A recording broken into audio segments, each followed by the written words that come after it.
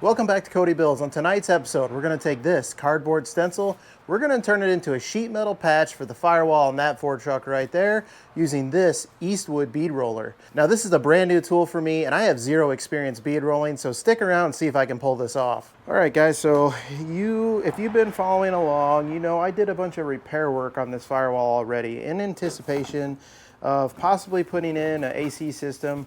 Well, what I ultimately decided was I'm not ready for that yet. It's just not in the budget at this point in time. So we're going to be doing a heater and AC box delete on this firewall.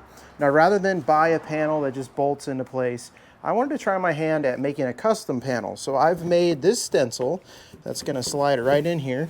And all I've done is I've taken a piece of cardboard and fit it into place. And I've stenciled out kind of the generic design that I want. Now, it's not exactly perfect because I just used some rough measurements at first, and what I'm actually going to end up doing is moving this edge over. So there's a little bit of a gap between the inner fender and that detail, and I messed up one of the measurements down here, but you get the general idea of what I'm going for here. So I'm going to try to make this panel out of sheet metal, and if it all turns out well, I'm going to cut this into place and get it tacked into the firewall so we can finally finish up the work that we need to do on the firewall. I have a little bit of patchwork to do on my steering and brake bracket, and I'm also going to be filling in all the unnecessary holes. We're going to try and route any wiring and hoses underneath the inner fender wells and just really clean up the look of this interior. You can already see just by blocking that off how much cleaner the firewall looks. So that's what we're going for tonight. Now let's get to work trying to fabricate up this panel. All right, so I got here an 18 gauge piece of sheet metal, and the first thing we're going to do is transfer this stencil out onto this piece of sheet metal and get our rough shape cut out.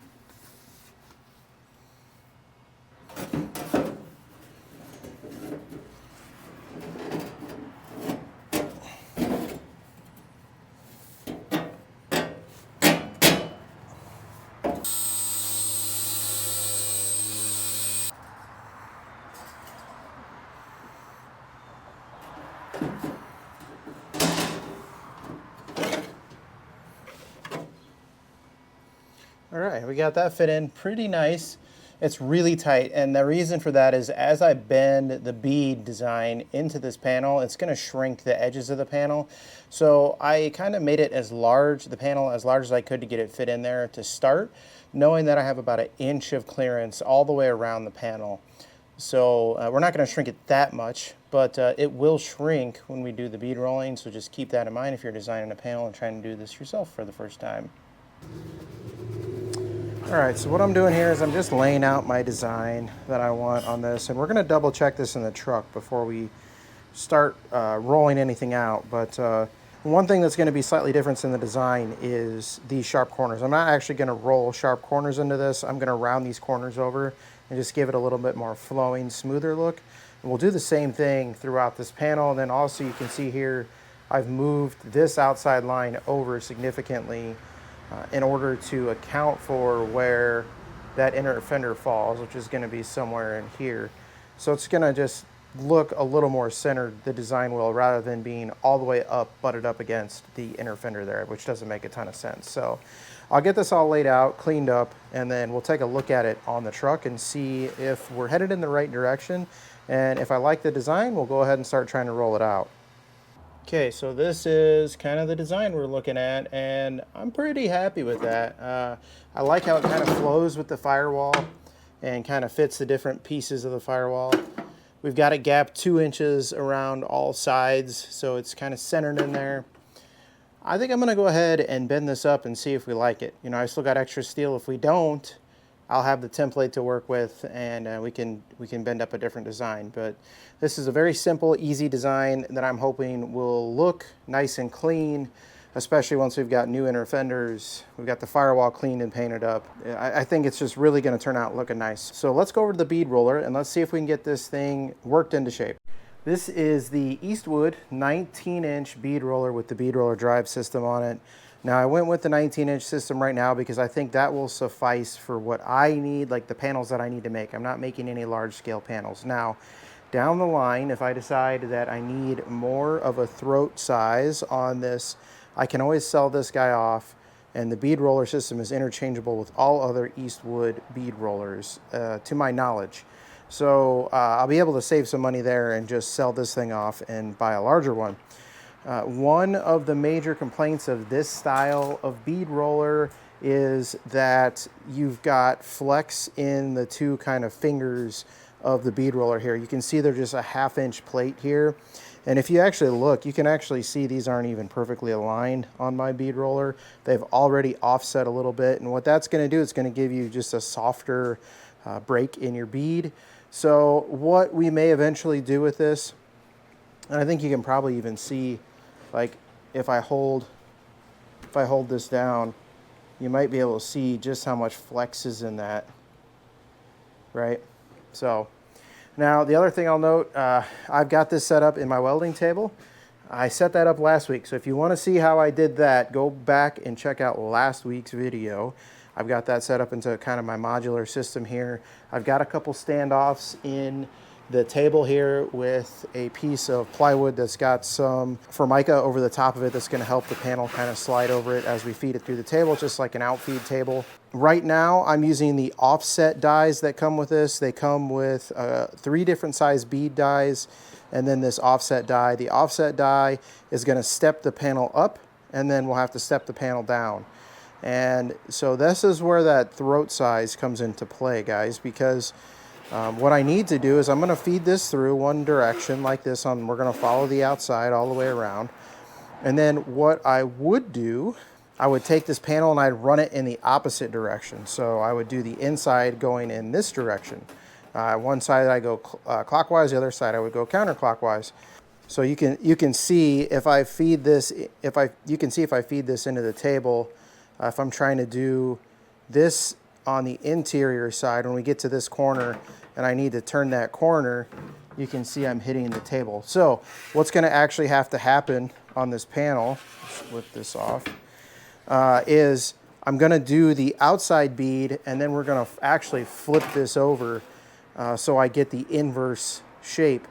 And we'll have to trace, once we have this outside bead rolled, we'll have to retrace the inside one and mark it up, and we'll do it in the same direction, just with the panel flipped over. So that's the best way I can figure to do that with this size of bead roller. Now if I had a larger bead roller, I wouldn't necessarily have to do that. I could use the larger throat angle, the larger throat size to run that panel in the opposite direction. So by going with a smaller depth in here, you are limiting yourself quite a bit. Now they say you can do it up to a 38-inch panel. Well, that's not necessarily true because it depends on where on the panel you're bead rolling. And if you can do that, if it's straight, if it's a 38-inch wide panel, you can reach to the middle of it and it's just a straight line. But the second you have to try and turn the panel is where you're going to run into problems, because now you're getting into a larger than 19-inch dimension inside the throat of the bead roller. So just these are things to keep in mind. Now I'm not going to probably provide a lot of detail on how I'm doing this because this is my first time and I don't want to present this as I know what I'm doing.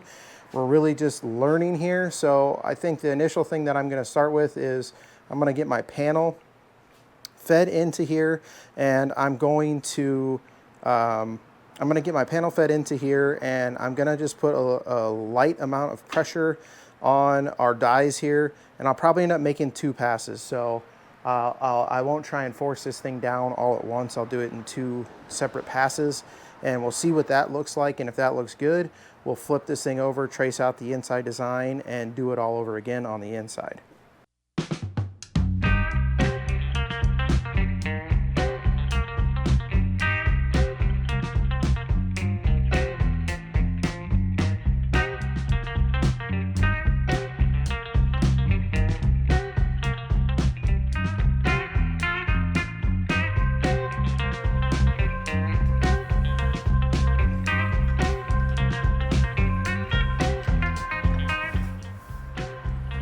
I like that. That looks good.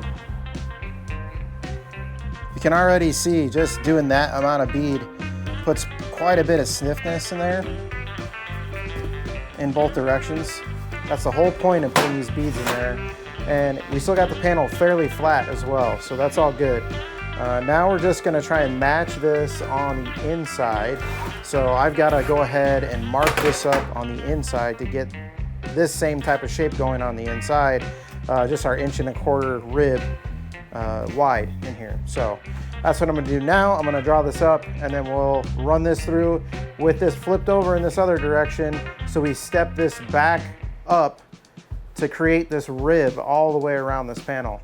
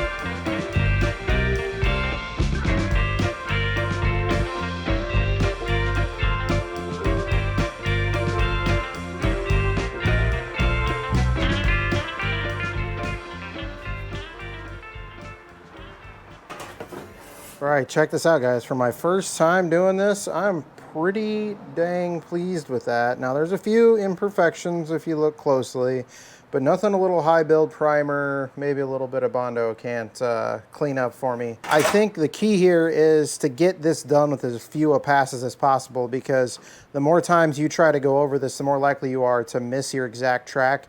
And like this corner here is a little shallower than I'd like it, because trying to hit that exact bend the same way 3-4 times is pretty difficult to do for me at this stage. I'm actually more pleased with the inside. I went over that twice and I got that pretty darn cleanly. The dies do scratch the panel a little bit, so like that's what I'm talking about, imperfections. You'll see some of that in there. Like I said, a little bit of high build primer, a little bit of filler. We should be able to clean some of that up. So overall, I'm really pleased with the way this turned out. I want to set it in the truck now and see how it looks in the truck. But overall, for the first time ever bending up a panel, I feel really good about that. This is really exciting. I'm actually looking forward to using this bead roller on a lot of other projects now. We can make our own floorboards, we can make our own inner fenders, we can make our own fenders for the back of the truck and the bed. There's all kinds of things that I think I'm gonna be able to use this bead roller for, and I'm really excited about it. All right, so what I've done here is I put this in place on the firewall, and I traced from the back side the opening, which is this inside mark here. Comes up and around. I marked all the holes. And so what I'm gonna do now is, because this panel fits perfectly inside the firewall there, but the problem with that is that means then I have to cut the firewall all the way up along the very edges, all the way up along the flanges, and that's a little bit difficult to do. Working right up against those edges can be really difficult. I figured that out when I was rebuilding those pinch welds and everything. So getting tools in there is tough. And then you weld in that corner, and then getting that corner to look right is a little bit difficult. You got to get in there with a die grinder basically and a bit to clean that corner up. So it's just a little bit difficult. We've got nice sheet metal breaks in the corners now, so you might as well avoid having to weld in the corner by bringing this up as kind of high as we can, so that we are covering where all these holes are. We won't have any gaps in the panel. We'll just have to weld this along here and up the side, and then this will be up tight against the cowl. But the thing is that cowl's overhung, so you're never going to see this seam up there no matter how ugly it is. You know, we'll clean it up as best we can, but it won't ultimately be that big of a deal, because unless you're looking from way up underneath this angle, you're never going to see this seam up here.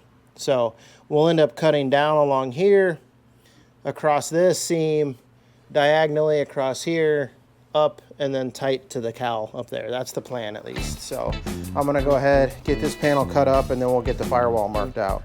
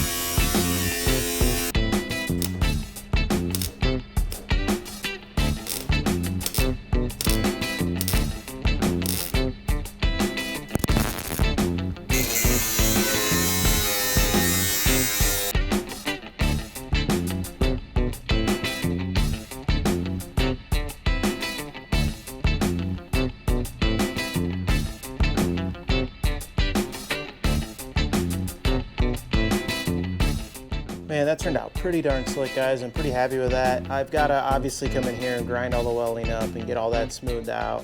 But I'm not going to do that just yet, because the next thing we're going to do is we're going to start plugging up these holes in the firewall. So we're going to be cutting some of these out, patching them in with some squares. We're going to be doing that all the way across the firewall over here as well, eliminating all these holes in the firewall. When the time comes to wire the truck back up, we will re-drill holes where we need them. Hopefully they will not be in the firewall itself. So that's the next step here. Once I've got everything patched up, then we're going to focus on grinding, cleaning the whole firewall up, the drip rail at the top, the pinch welds, all that stuff's going to get all cleaned up and ready for high build primer and then paint. That's the plan. We'll see. We may end up putting a little bit of Bondo, a little bit of body filler on this to smooth this out. I've got to do a little bit of work over here. I've got the panel over here a little bit pushed out, so I need to do some shrinking in this area, try to shrink the firewall down just a little bit. But man, I'm so thrilled with this firewall panel. It looks so good. It turned out super nice. I'm really, really happy with that. It's a nice custom look. And it's going to look really good once we get everything ground down, smoothed out, and painted up.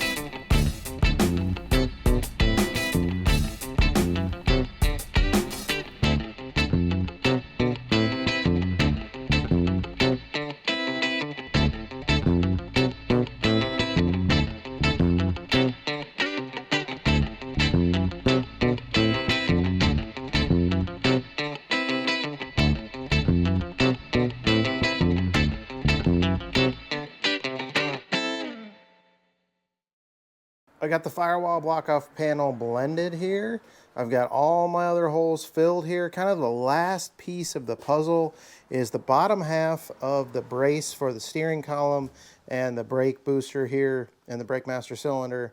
I need to get this piece in place before we do anything else with this firewall, really. I mean, I got some more metal work I could do here. I'm actually gonna try and shrink some of this down because this is actually bubbled out a little bit.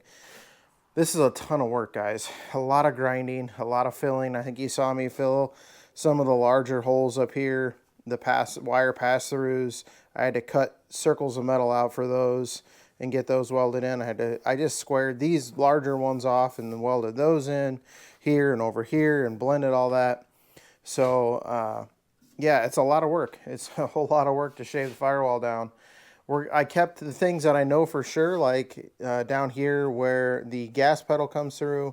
Obviously our steering column and our brake setup, that's gonna stay. I did go ahead and take out the main harness pass through. I think I'm gonna try and move that somewhere over here underneath the fender. So that's the general plan. But for now, to finish this episode out, I'm gonna make this bracket up here and we'll get it bent into shape and we will then weld this guy on and the firewall will essentially be done except for the final body work.